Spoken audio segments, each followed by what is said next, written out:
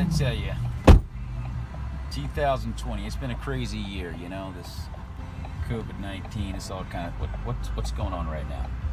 What's happening? I hope they don't ask me for any money. I definitely didn't ask for this. Well, this is going to be for free. I didn't ask for this. This is happening. I don't believe this is happening. I don't have any money, dude.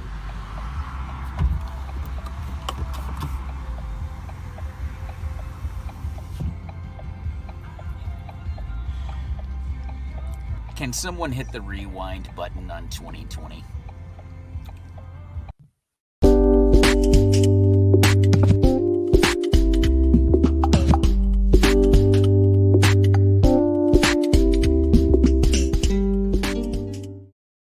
Yeah, we need a reset on 2020. Can we just start this thing over? Ladies and gentlemen, we have a very special guest on the show tonight, or today, all the way from Los Angeles, who started his comedy career in Washington, D.C., which is where we met at a spot called the Purple Lounge. Great place, great comedy spot. He branched out to other cities and states, however, such as Northern Virginia, Baltimore, New York City, Atlanta, Tampa, Miami, L.A., Las Vegas, and more. He's currently based in Los Angeles. He hosts features and headline shows throughout the country, and now he's making his mark with an online presence via IG and YouTube, while also writing and directing films. Ladies and gentlemen, with no further ado, please welcome to the show the very funny Rudy Willy Nilly. What up, Rudy? Maurice, what's going on, man? What's going on, man? What's going on? Man. Yeah, man. It's been a good little minute. Even my departure from DC was kind of like subtle and in the middle of the night. You know what I'm saying? I kind of caught the midnight train to Florida, so it was definitely like no real big announcement. It was really even sporadic for myself, so I didn't really get to have like a going away, nothing. So yeah, it's been a minute. Anybody from DC, it's been a minute that I've probably really seen, especially in person. So yeah, it's definitely good to see you, man. Yeah, man. I mean, we looked up, man. You were out, and next time I saw you, you were down in Florida doing some comedy. You kind of changed your style a little bit, and you and by the way, dude, you are killing it on stage. I mean, you just like Rudy. You just like went to another level with your comedy, man. Appreciate it. Tell us about that process of change. For one, just over time, I think you just you just get better. But honestly, so one big mistake that I made when I first started comedy, which, like as you said, which was in DC. Yeah, I didn't really understand the concept of like going to open mics and what that was really for. I didn't know about like working on material. Okay, because comedy kind of came natural to me. So like when I first started, I would do like brand new jokes every night. Like I thought if you repeated jokes, like something was wrong with you. I didn't know that you were supposed to like build a set, and whatever. So I didn't know that stuff. So basically, I figured it out on the latter end of DC. So by the time I got to Miami, I started hitting shows, whether it was open mics or whatever. I was doing comedy 7 days a week. Like I was always on stage. And so the repetitions from that honestly just made me just that much better in a faster amount of time. So yeah. That took you to another level, and that's what repetition will do. It's interesting you say that. I didn't know I had to work on a consistency of jokes until I got it down. You know what? Believe it or not, back in the day, in the 30s, 40s, 50s, black entertainers and comedians and actors, there was a circuit called the Chitlin circuit back in the day. Right. For sure. Okay, so Red Fox was on the Chitlin circuit, and it wasn't just Red. I mean, a lot of comedians back in the day, they never repeated jokes. They were like literally killing it, making up new stuff every day. So when he got the show Sanford and Son, they were telling him, look, we need for you to, do that joke again. And he was like, whoa, wait a minute. I've already done that. It's So really, it's kind of innate that you were thinking, I got to write new jokes. But I mean, the way that things are now, this is the way that comedy works, Right. you know. For sure. But Red Fox did start out like that, man. It's like never repeated jokes. But Gotcha. that's when Brothers was on their grind back in the day, Rudy. Right. But we're all doing this Zoom comedy, virtual platform. We're doing stuff outdoors. You're based in Los Angeles right now. What's the comedy scene like out there? So I mean, the comedy scene is, I mean, it's pretty much, I mean, Los Angeles is pretty much somehow cases are going up, but it's one of the most shut down cities especially like major cities. Because there's no, like the most we've ever gotten to since the pandemic was outside eating, which is what we're at right now. We've never been on it like inside restaurants with the masks.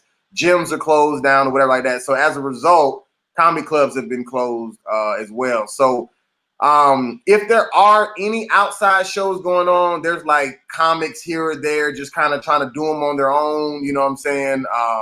But 95% of the comedy going on in LA, whether it's dealing with a comedy club or not, it's all on Zoom. Open mic, anything. So what is your opinion of doing comedy on Zoom? I'm sure you've been doing, I've seen you doing some virtual stuff. What do you think about it? Well, so like when I do like my podcasting and stuff like that is not too bad because it actually makes podcasting, in my opinion, more convenient because if you're doing it with somebody who you don't live in the same state with, or you can't get to a studio or whatever like that, like I think Zoom is still sufficient. But when you're talking about stand-up specifically, that's where it gets a little shaky in the sense of, for one, people, even at a live show, the audience gets to pick and choose, just say their demeanor, how much they want to laugh or whatever. But like when somebody's at home, like they're extra comfortable. You know what I'm saying? They could be, kids could be running around. They got to get the kids real quick, come back. They miss part of the joke, or maybe even if they are paying attention the whole time, like, but maybe they don't have their camera on. You know what I'm saying? Or maybe they have their camera on, but their sound is off. You know what I'm saying? So it's kind of like you're just not getting the full experience in reference to like a live show. But to the Zoom comedy show's credit, I always tell comics, if it's all you have, it's definitely a good way to at least practice jokes. You know what I'm saying? Like instead of just having them on your pen and pad, you can at least get them out. And if nothing else, the comics that are on the show with you may give you a chuckle or whatever to kind of gauge where that joke is. But it'll at least give you that practice. But it's definitely nowhere near the live shows at all. Yeah, and that's kind of difficult dealing with that. Are you doing anything outside in LA? No. I haven't done live stand-up since March. Wow, dude. I'm you know what? And I haven't either. What are your plans going forward right now, Rudy? Well, I mean, I came to Miami as well as LA. So I always tell people, I'm a comedian. So wherever I live, I'm going to do comedy. So I didn't move to Miami or LA for comedy specifically. I'm just now a comic who lives in this city. But when I got out of the Army and moved to Miami, I moved there to go to a film school called New York Film Academy. And then that same school also has a location here. And so I did my 1 year there, and then I transferred to do my last year out here. So with that being said, I'm finishing up school or whatever, and I'll control, I guess, my filmmaking narrative as need be. But in reference to like with comedy, like I probably won't get a chance to like just say travel back to Miami because they're open with doing comedy. I probably won't be able to do something like that until at least I'm done with school, which won't be until, the beginning of next year. So I'm going to try to eventually, hit a stage some type of way that's like outside or just whatever. But for now, I'm just, just keeping my muscle flowing online with different podcasts, just, different. Because I even got a show where we roast, you know what I'm saying? And that just allows me to just keep my funny muscle, going. So I just kind of just stay active. And even though it's not stand up, I just don't want to get creatively dry, if you will. You know what I'm saying? So I just, I'll just use that until I'm able to be in the proper position to get on stage, basically. Well, staying active on the virtual platform keeps the comedy muscles going. It's not the same thing doing a set or a Right. routine or doing a show like this, or like you said, being a part of roast. It still doesn't replace being a live stand-up. There's nothing like that. For sure. There's no genre in the arts that as pure and Right. as challenging as a stand-up comedian. So none of that Yeah. stuff really fills the gap. But like you accurately stated, it kind of keeps the muscles sharp, and it kind of keeps you, kind of ready for whenever we do get back out there. Now, we met in Washington, D.C., and you had a place called the Purple Lounge, right? Right. And dude, let me tell you something. That was one of the few urban rooms around. It was a Purple Lounge. I got a buddy, Laughing Lenny. He runs a show called Babylon in Woodbridge. There was martinis. And there just weren't a lot of urban rooms around in DC when you were here. So I used to love to go to your spot, just kind of mix it up. I want to just be in every mix that I can get into. It's just not a lot of urban rooms, man, in DC. What's it like? Okay, let me ask you this. What was it like in Miami and now LA as far as urban rooms? Right. So in Miami's definitely not as I'll say black and white as a DC. So like in DC, even if it wasn't necessarily like an urban room or whatever, even if you just say you're big enough to perform at the DC Improv, in DC you're pretty much going to get like a white crowd. Like if it's split racially, I should say it's going to be a white crowd or a black crowd.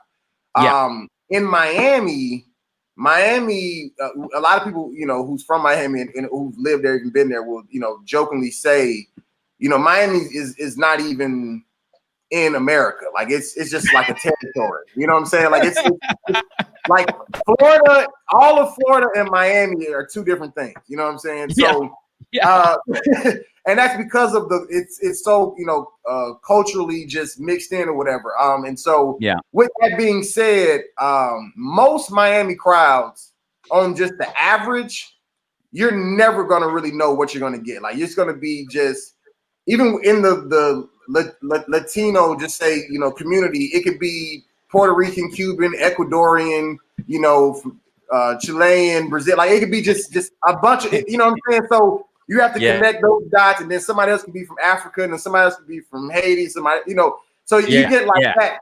But then there are rooms that you can go to that are just say the more urban rooms, but even then they're not like African Americans. They're still of some like island. It's like you're in a room full of black people, but they're all Jamaican. You know what I'm saying? Or they're all Haitian or whatever. So that's considered the split. Like if there was to consider a white room, it's full of like the mixture of everybody. But if it's the urban room, then it's like you're at like a Jamaican a restaurant, and this is their little whatever, or this is a jerk chicken hut or whatever, and this is and that would be just the whatever. So it wasn't really like a American white, American black urban split or whatever. It would just be kind of more or less that. So and then LA, I think there's more urban rooms here. I honestly didn't get to do live stand-up in LA as long because the pandemic hit me here. You know what I'm saying? So so when I was here, I pretty much was doing like I pretty much did like different comedy clubs, especially like Ha Comedy Club, because it was the closest one to me. And man, because like LA open mics, you have to pay to do them. It's not free. So so it's you kind of just have to kind of stick and move. But I mean, I had one room I went to that I guess you can consider was urban because it would be majority like black comics, but most of the time when you're doing comedy in LA, if you're not on like an actual like book show somehow, you're pretty much just performing in front of a bunch of other comedians. And so it's either just you're performing in front of, a mixture of comics, or it may be just more heavily dominated black comics. But as far as the audience, I never really got to experience that side of it really in LA, as far as like urban or not. I just kind of had just a couple book shows, and they were just all pretty much LA crowds, if you will. So Yeah, yeah. And dude, in DC, I thought it was kind of weird as far as the urban rooms go, because it was called urban, if you want to call it that, was Ethiopians there, and what do you call it? The stuff the hookah stuff, right? You get like Jollies in right, Alexandria. My main man Travis Spencer Travis, used to run that room. That was a good room, and it was called quote unquote urban, but it really wasn't an urban room, but it was. I mean, when you had, but Travis was a killer. Travis Spencer is a killer, dude. And I forget the dude that the short, light skinned guy that was with him a lot of times. I can't remember his name. He was hilarious as well. So it did give you that urban flavor, but it was, again, it's kind of hard to find. How would you compare comedy in DC with Florida or LA? Well, for one, even to your point, Purple Lounge was an Ethiopian restaurant with hookahs. Like we were just like Jolly. We were we just in a different part of, but I always say like the DC comedy scene is probably just as big as just say like a New York or LA, because for one, you got the DC, Maryland, Virginia comics. We all intertwine, and then low key. When you do comedy in the DC area, you're going to intertwine with, Philadelphia, New York. Like we just all kind of, make that, 4-hour little, span or whatever. So, so I think you get a lot of exposure in that regards. But DC doesn't have like the star power in the sense of like, you're not going to be just sitting at, whatever, Purple Lounge even, whatever. And then, Dave Chappelle walk in, to come do some time. You know what I'm saying? Like that's not gonna that doesn't, you know what I'm saying? Like don't like you would have to be at the Improv in DC for something like that to happen. Like that, it's very you're gonna get like you may get like That's true. You may get like what's my man, Tony Woods, or somebody like that who's kind of a local, national, but still more of a local legend, than somebody who's been in movies or whatever like that. So I think DC has the size of these bigger comedy scenes, but doesn't have that type of star power. And then Miami, what I pretty much just explained is pretty much the same. I would give the same explanation. Just very, very diverse. Comedy is, and people, a lot of people would think you would go to Miami like, and comedy would be a big deal, but it's really not. Like it's actually the smallest thing.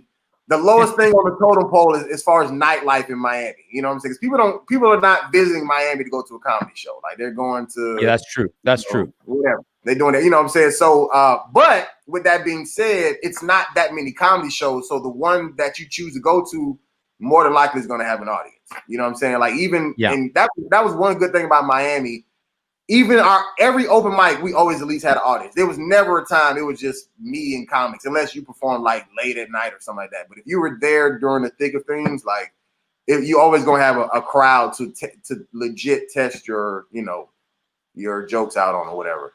And then, like I said, with LA, LA is just different. Like I said, I didn't get that much time here. I was able to do. I did quite a few book shows. Not paid, but I was booked on the show, and there was a audience, a real audience sitting there.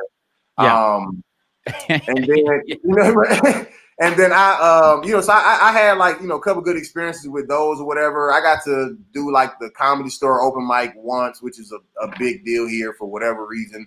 And I got on that just because somebody kind of just vouched for me type of thing. But but I mean, really here, I mean, LA comedy scene is probably just like Hollywood. I mean, it's just very, who and what you can do for, that person. Because you could be a 10, 15-year vet here and it's still not meaning anything because Kevin Hart also lives here.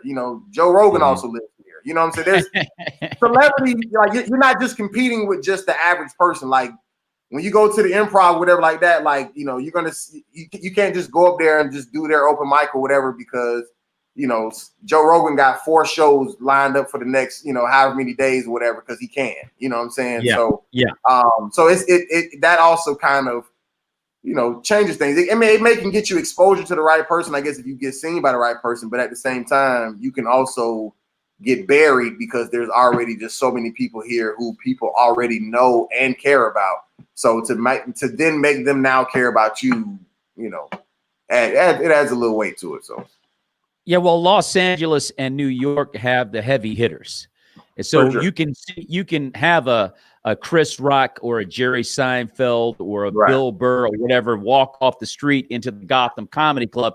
They're just there to do an open mic. I would imagine same thing happens in Los Angeles. Like you said, you got Kevin Hart and all these different guys that are stepping up. But bottom line is, dude, I mean, when you're on stage repetitively, like I said, your game has gone like to a whole other level. And you gotta be able to get out. It just looks like to me, Rudy, you just made up your mind, dude. You're just gonna go for it. So let me stop playing around with this thing. I'm gonna see how far I can go. You just dove in. And that's really the difference between people who make it and don't. It's not in every case, but in most cases, you're like, okay, let me just see what I can do. And your rep, man, is huge. I mean, I talk to a lot of different people, and they say nothing but good things about your performance. And I hear nothing but good stuff about you, man. So, matter of fact, are you working on a special? Have you been speaking with anyone about a special? Well, I actually shot a 30-minute special. It's out on YouTube now. Called I Do Not Care. I pretty much I guess funded that one myself or whatever. I did it at Side Splitters in Tampa. I did it for my 30th birthday, which is my birthday is November 7th, so it's not too far from me just turning 31 now. But I did it last year down. I had just moved to LA and I had to fly back to Tampa. I did the show or whatever. And so that was like my first, and that was pretty much me getting off like all of the jokes in the set that I had built in Miami. Because I just didn't want to. I had been using those jokes for like a year. I didn't want to really try to carry that East Coast locked in, out here. So I was like, let me just go and get it out. So I did that 30-minute. And so in reference, but outside of that, no, I haven't talked to anybody in reference to like to me like doing like Netflix or anything to that degree. But as far as just me doing, like I said, my first special, I always knew that I wanted to put out my first one on my own, and so I just made the decision to do it. Was able to get it done.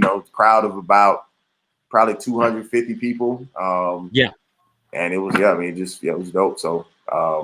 So yeah, it's on YouTube now, man. So, dude, you have a podcast about dumb film students, right? Yeah. and so I was watching it the other day, and I thought it was really interesting. But I think you guys were critiquing Tyler Perry's Daddy's Little Girls, right? Mm-hmm. And I gather, as I noticed during the podcast, that you're not necessarily a huge Tyler Perry fan. I find it interesting because there are a lot of brothers that are not big Tyler Perry fans, but more in particular in reference to Daddy's Little Girls. What is your opinion of not only that film but Tyler Perry? Well, I mean, Daddy's Little Girls. I mean, I enjoy the film. I'm definitely so in reference. I'll just talk about how I feel about Tyler Perry, and then it'll just trickle down to that film and any other film that he's made. But I'm actually so I actually grew up on Tyler Perry, believe it or not, because I grew up in it. I'm born and raised in Atlanta, so I grew up in the time where he was blowing up in Atlanta with his plays. And believe it or not, small little fact, he actually attended the church that I was going to like regularly on Sunday. Wow. For like probably maybe a 5-year span or something like that. So like we would see him every Sunday.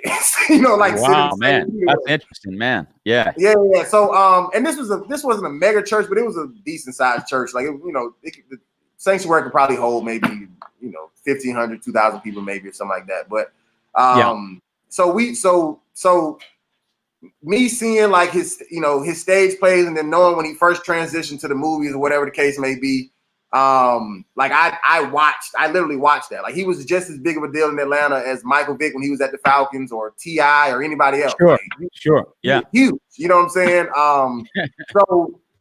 So for me, like I never really got critical like on his films in reference to like, you know, people talk about the wigs or whatever else could be. You know, I never really like even noticed any of that stuff when I was just watching it because I wasn't looking at it from like a filmmaker or whatever. So now when I watch this stuff, like I can be critical and point out the fact that which Tyler Perry admits, you know, he didn't get trained in Hollywood. Like he just learned how to do anything that he's doing on his own. So it shows. Like he definitely has things, you know, like in his film where it's like, okay, I can tell that person's not really punching that person because you know they didn't even edit that correctly, or you know that person's wig is hanging off, that lighting is terrible, or we can tell this isn't a real bank, this is a set on his studio, whatever. You know what I'm saying? So there's a lot of different things that you can say, but at the same time, I always, and anybody who really knows me can tell you, I always tell people that I feel like Tyler Perry is the GOAT when it comes down to filmmakers, because out of any filmmaker, white, black, or indifferent, he's the only person who was able to use filmmaking and then buy a studio. You know what I'm saying? And we're not just talking about like, you know, studios like on somebody's lot. Like he literally just owns like this whole humongous studio. And on top of that, he has, you know, 20 plus feature films, you know, at least probably 10 TV shows, however many plays, whatever like that. So to me, like he's the most like productive person I've ever heard of in my life. You know what I'm saying? So it's kind of, and he's content with his audience because as much as people hate him, he'll spend $5 million to make a movie, but then make 50 million in the box office because the people who like him, you know, watch him. So for me, like I kind of like, do I think that he necessarily makes the best content?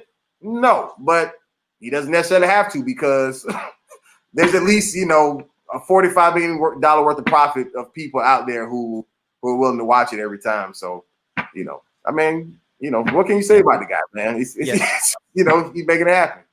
Yeah, and I just thought I would ask you that. Like, I mean, he's killing it, no doubt about it. But he's been kind of like criticized a lot in, you know, the African American community, even the Christian community. Like for myself personally, I'm a Christian, so when I watch, but I'm also a comedian. So when I watch him, and I'm like, you know, not one of those people like I'm not dressed in dress for nobody.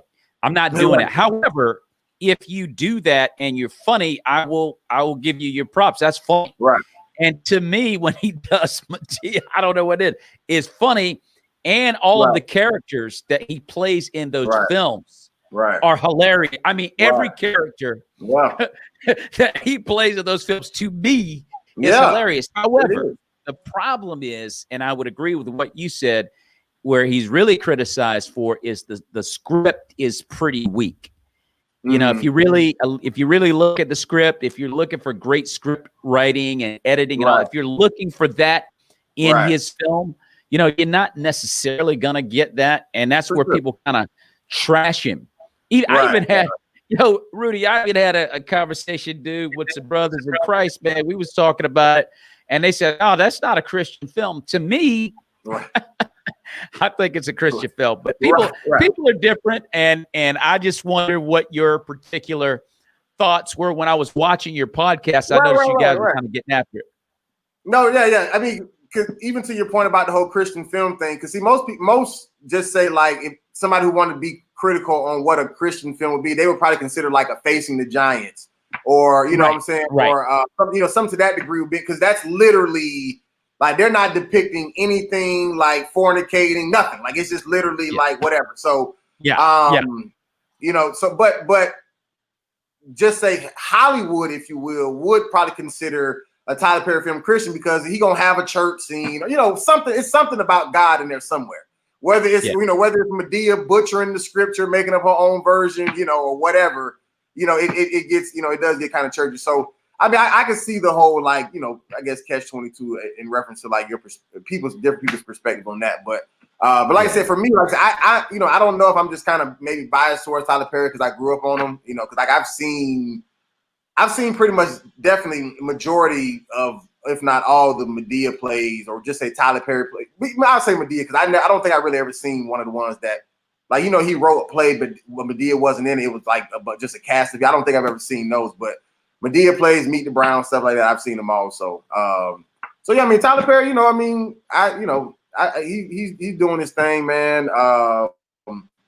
In reference to like the whole dress thing, the one thing I can say that's different between him as opposed to anybody else is he decided to put the dress on as opposed to was told. You know what I'm saying? Like that was just a conscious decision. Like, yo, this character would be funny, and I just do it. So I think even if just say putting a dress on is the wrong decision, we'll leave that to whoever the decision makers. But let's just say even if that is the wrong decision, I can respect somebody who just decided on their own to do it as opposed to having to, I don't want to use the word sell out to do it, but having to just go along to get along.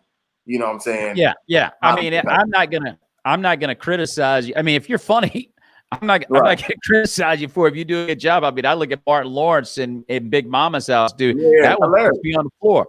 I mean, that is hilarious stuff. You know, some guys can it can pull it off, but like I said, he's been criticized for doing that and a lot of other things. And I'm like this, man. When you're doing films, and as particularly if you're talking about a faith-based film, I mean, the guy's saying some good stuff in the film. I mean, he's making some great points. He's a black man that's keeping it real about black folk in his space that he grew up around. I mean, I don't see a problem with him keeping it real.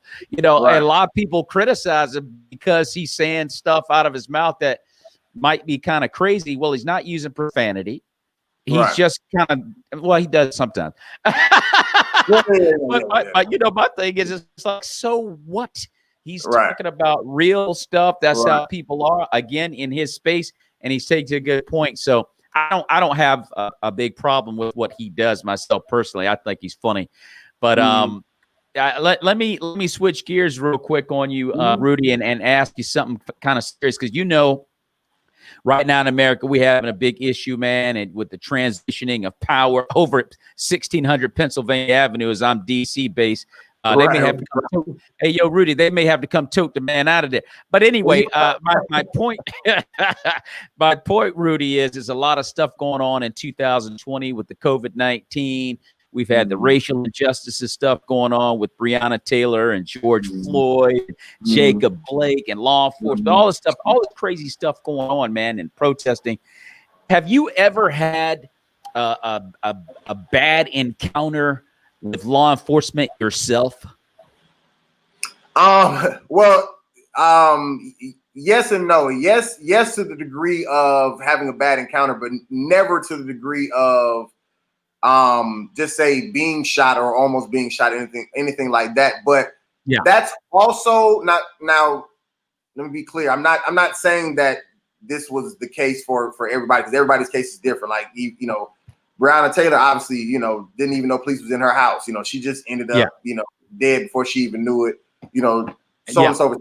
So I'm not saying that this to compare to anybody, but I'm saying it's like, for me, even as a kid, I've always been like, you know, a big kid. Like if I was, you know, 6 years old, like I had to play football, like in organized football with pads and stuff. I would have to play with the older kids because I was too heavy for the other 6-year-olds. So, and not fat, just tall or just bigger stature, whatever. So, so with that being said, my mom, and even just within myself, like has always made me aware you're a big black dude. You know what I'm saying? So like you can never just be out here, you know what I'm saying? No pun intended, willy nilly. You know what I'm saying? Thinking that you can, that people are gonna just look at you as nice as you know that you are. You know, they don't know that. You know what I'm saying? They don't know that you're a kind person. They don't know that, you know, that you're not harmful. You're black. You know what I'm saying? You need to just always remember. So with that being said, anytime I've ran into the police, whether it was a traffic stop, whatever like that, even if I was, you know, just say wrongly accused for whatever I was being stopped for or whatever, right? I am a very much of an okay person in the sense of like, that's my response. It's, okay, whatever you, okay. I don't want no trouble. I'm not arguing back and forth with you. I've had, you know, cops try to like I know for a fact I had my seatbelt on when you pulled me over, and they're trying to like add that, like I saw you put your seatbelt on when I pulled you over. I'm not gonna sit here and say, nah, I already had it on. Okay, you saw me do that. Fine, whatever. You know what I'm saying? And that's just something that so So yes, I've definitely had the different encounters, but they all de-escalated because I never allowed my ego to try to stand up for myself in the sense of let me try to prove a point right now. I would much rather just live through this situation and live to fight another day as opposed to try to make a point in a position where I'm probably gonna lose. You know what I'm saying? So Exactly. That's pretty much been for me. Yeah. And it's a shame that it does come down to stuff like that. It's like there are things that you have to do to de-escalate the situation. It's not about whether or not it was right, what they said, what they assumed, what they insinuated, or what they said you did that you did not do. It's not even about that. It's like, you know what, dude, we're gonna keep this thing moving. Whatever you say, hey, sir, got you, no problem. Right, and I'm going to the crib.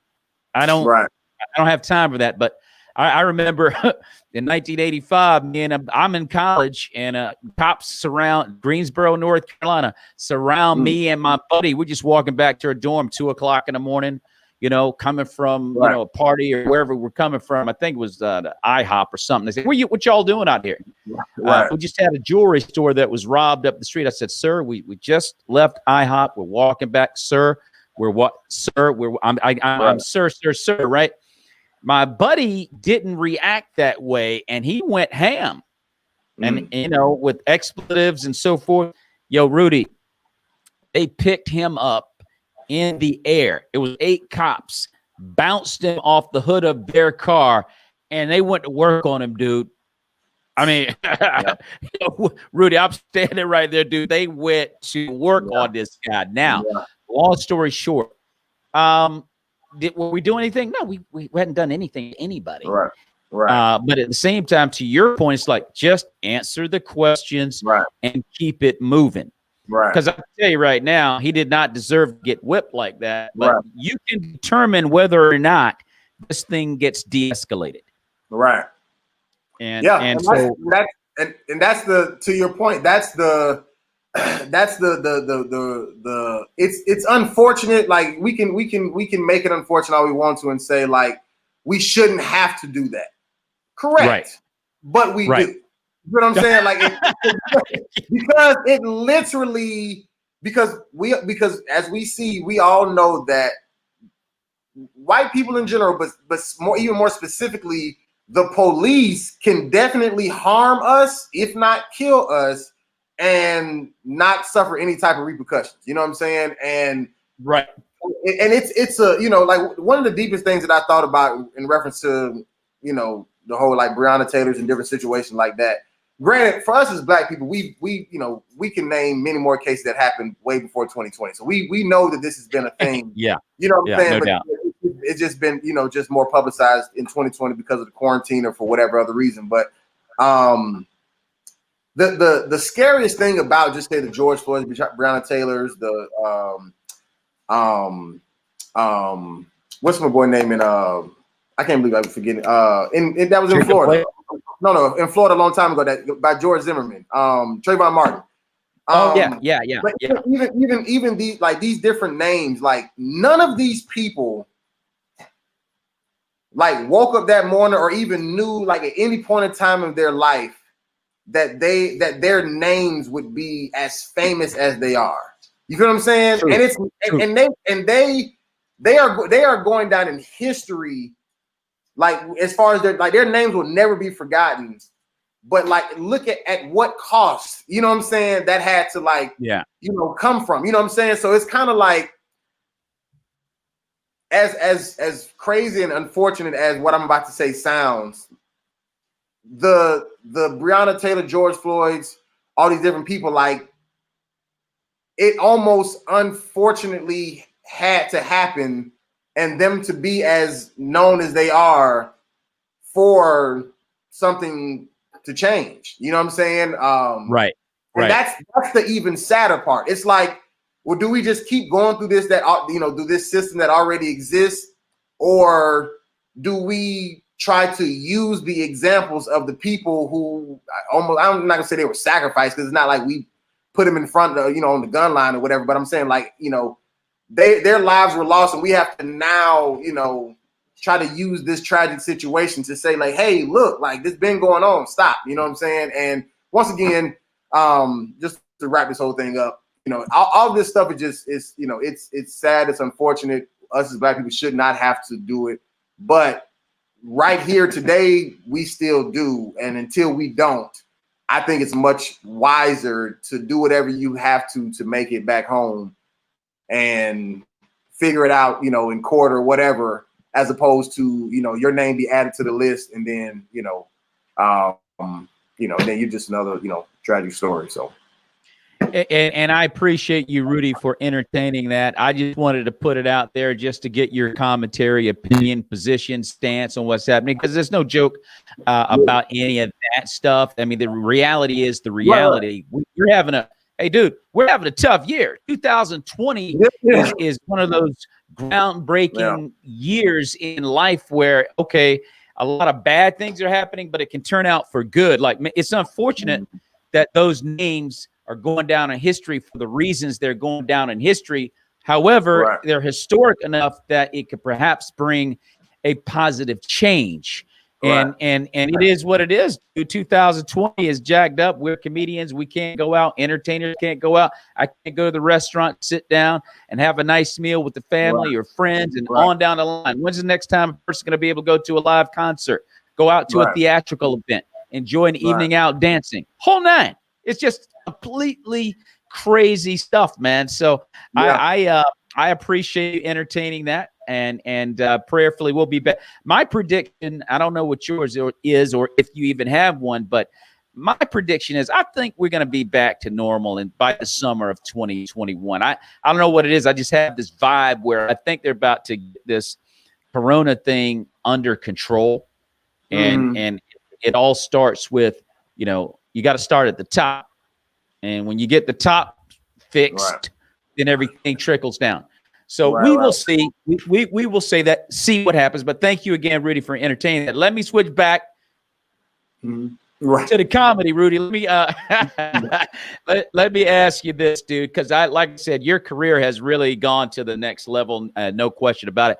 How do you, when you're on stage and you get a person that's starting in with the heckling stuff, how do you handle that?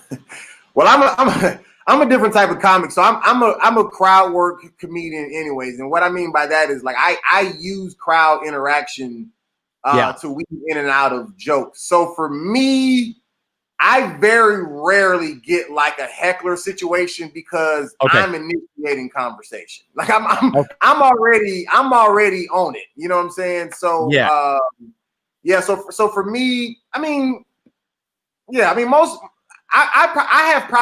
probably deal with more difficulty of getting somebody to talk to me as opposed to getting somebody to shut up. You know what I'm saying? Because as they see me coming down the line, they're like, "Oh gosh," you know what I'm saying? Like it's kind of one of those, as opposed to like, "Oh, let me ruin the show." You know what I'm saying? And I mean, don't get me wrong, I've dealt with hecklers, like, you know, you pick on somebody and they, you know, a little too drunk and they want to just do the whole back and forth or whatever. But I mean, I grew up in Atlanta. I grew up in a roasting culture, if you will, in elementary school or whatever like that. So for me, you know, going back and forth with somebody, you know, is nothing.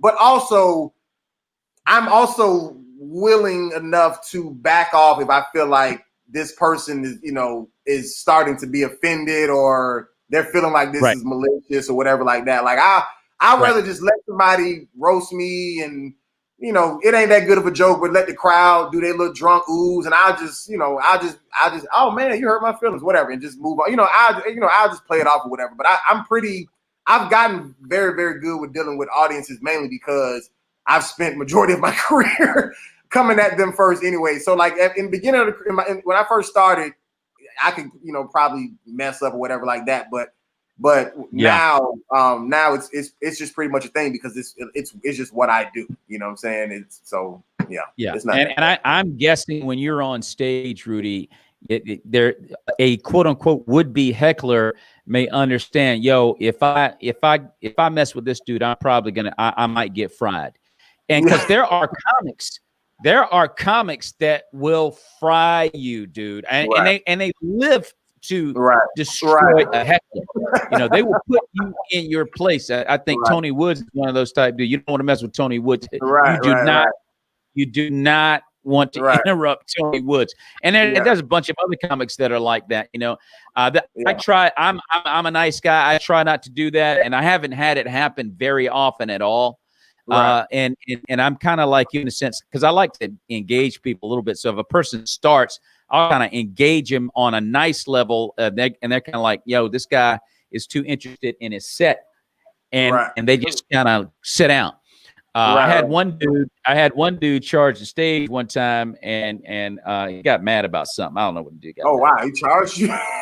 Yeah, he charged the stage. I don't know what, and I'm a nice guy. I'm like, what's this guy mad about? So that's what I'm thinking. That's what I'm thinking. I'm like, he charged you? Like, I'm like, what in the world? So the guy I think the guy was drunk. Like you said, people can get drunk. They don't know what they're doing. I mean, he just got like messy.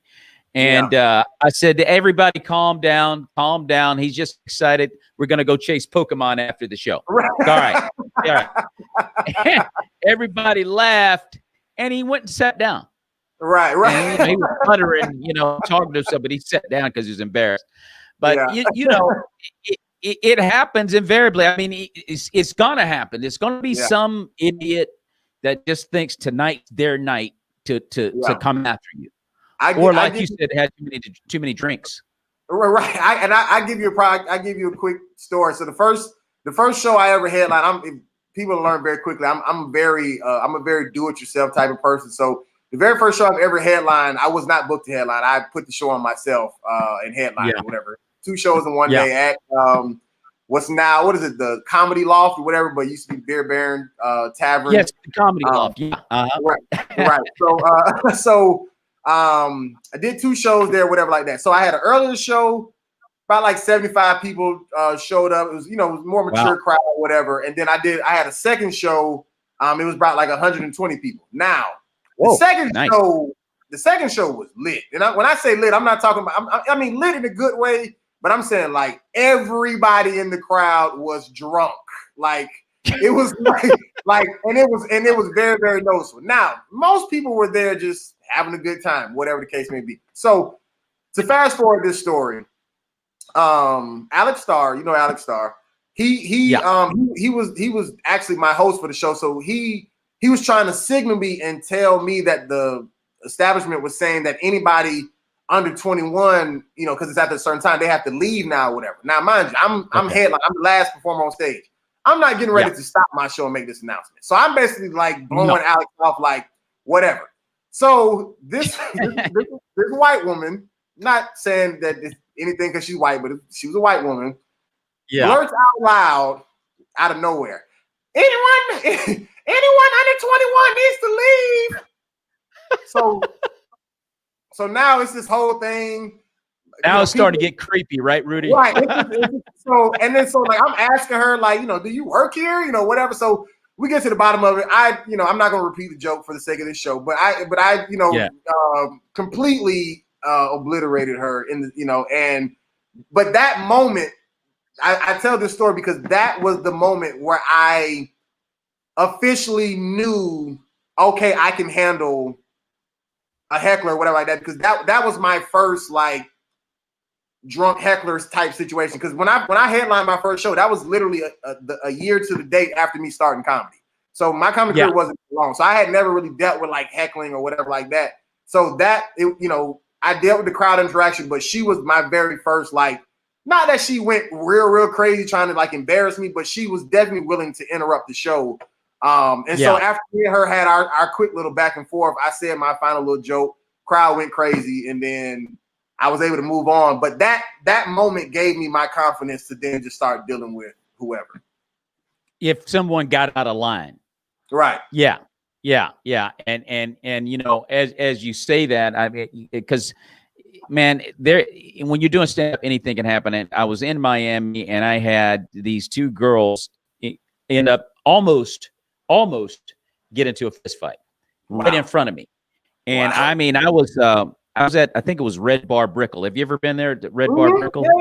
Yeah, absolutely. Nice room. I mean, they get some really nice crowds over there. So I had done well every night in Miami. This was my last I'm taking the flight back to DC the next morning. I said, man, this is gonna be great. And this girl was a long ball hitter on the PGA Tour, blind girl, 24-year-old blind, right? The last person you would expect to cause problems. Right. And so now, from the very top, she had too much to drink. Right. And she started heckling every comic. And so all the comedians there were kind of looking at each other like, uh-oh. Right. I mean, you don't want to deal with that. You don't want to deal with that. Right. 5 comics in, they finally escort her out. And I'm thinking, thank goodness. Right. As soon as I grabbed the mic, Rudy, she marches right back in the door. Right back in the door. And I went, but see, there was a girl at the bar, also unlikely person, a white girl with no signs of heckling or causing a rigmarole. Right. She got mad. She said, "Why don't you shut up? Why don't you just leave?" So now I'm trying to do my set. Right. And they're jawing at each other, and they get nose to nose, and they finally pull them apart. Long story short, I bombed terribly, dude. Because what I did wrong, Rudy, I didn't address the elephant in the room. Right. Like you can't not address this. Right. I should have done. Another comic was telling me you should have done play-by-play on the fight. That would have been funny. You know? That would have been hilarious. Play-by-play on the fight. And see, but here's a good thing about it, Rudy. Now, okay, the next time that happens, if it should happen, I got something to work with. For sure. No, when you do a stand-up, dude, inevitably you're gonna see something you never seen before. Yeah. It's just gonna happen. Yeah. And so as I say that, if you don't mind, what is the worst bombing experience, Rudy, you've ever had on stage? So lucky for me, I've definitely I always separate like bad sets from bombs. And I always tell people just because you have a bad set doesn't necessarily mean you bomb. Bombing actually, if I had to define it, would mean that you're doing your best set, and then people just still don't care. Like the audience just doesn't think it's funny. You know what I'm saying? It's another thing if like, I normally told a joke this way, but I tried it this way this time. You know, I made a bad decision here. You know, just whatever. Like some things can go wrong to just make things I just had a bad set. Like I didn't execute properly. But when you execute properly and it still goes wrong, that's what I consider a bombing. So I've had very few of those, but I would say that the worst that I've had, and I think it was more or less the whole experience of just that of the show as opposed to just the bomb itself, because basically I had did 4 of those of that same show. It was my little mini tour, if you will. So the same set that I had did at the Beer Baron tonight, the lady screamed out. Yeah. I did that same show. I did DC, I did one in Atlanta, one in Tampa, and then I did one in New York. And one in New York, I did it at Greenwich Village Comedy Club. You know, real small, underground, can hold probably 35, 40 people. No cell phone service, whatever. So, so long story short, everything is going wrong. Like I'm it's another situation. I'm producing the show and headlining. So, comics, maybe not showing up on time. And this is the type of club where they do back-to-back shows. So like they do at 6 o'clock, at 8 o'clock, at 10, at midnight. Like they do it so you got to start the show, get out. Start the show, get out. So starting the show late, sound system ain't working, music ain't like literally everything that could go wrong went wrong. So by the time I got on stage, it was I was way too drunk. I mean, it was a disaster. Like it was a disaster. Like, I mean, nothing like, and so I remember that night specifically because a lot of my sister lived in New York at the time, and a lot of her friends came. We went to dinner that night, and I couldn't even look nobody in the face. Like the whole time we was at dinner, I was just looking down, just eating my food because that's how embarrassed I was about how that whole display happened that night. So that was my worst experience in comedy, let alone just bombing. So yeah. Man, oh man. Hey, Rudy, that's wild, dude. That's wild. That was Murphy's Law big time. Yeah. So what Right. is it? What is the biggest thing in comedy, Rudy, since you've been doing? And by the way, how long have you been doing stand up? 5 years now. Yeah. So, and dude, wow, you're progressing really fast. Let me ask you this: in 5 years, what's the biggest thing that you have learned about stand up that's made you a better comedian? Believe it or not, it's what I said earlier in reference to understanding what open mics were used for. Okay. And because one thing I even learned about open mics is like when you just are constantly around comedy, you'll randomly just meet other comics that you never met before. Like you'll run into, of course, the same people who are always there every Monday, every Tuesday, whatever. Yeah. But then some random person will just show whatever, and then as you meet people. Or even if other comics like you, if they've been booked on a show, they'll be like, hey, I'm gonna tell so-and-so about you. You need to do this show because you're funny. And so that just being at open mics, being at, rehearsal, if you will, like just showing up for that part, really taught me the value of, like I said, not just constantly being around comedy, but also constantly doing it. And really, like, people don't realize, like, you don't get that much time to practice comedy. Like you spend 24 hours waiting on the next open mic just to do another 5 minutes, and then a whole another 24 hours for another 5 minutes, a whole another 24 hours for, so in 24 hours, you're only doing 5 minutes worth of comedy. And depending on how that goes, it could have been a success or a complete waste of time. You know what I'm saying? So it's like, you don't get that much practice. So when it just literally that repetition, which is why I consider even Dave Chappelle the GOAT when it comes down to stand-up, is because like, he doesn't really do a bunch of like movies or whatever. Like he just strictly does stand up, and he'll do 150 plus shows of this is the same routine before shooting the special, because he just literally just does that whole repetition stuff and whatever. And I think that was probably my greatest lesson, like understanding the power of open mics. Like open mics are not highly valued because there's no whatever, but they're very, very important to working out bits and just really just getting better, honestly. I totally agree with you. And you have to be willing to, put the practice in, the writing in.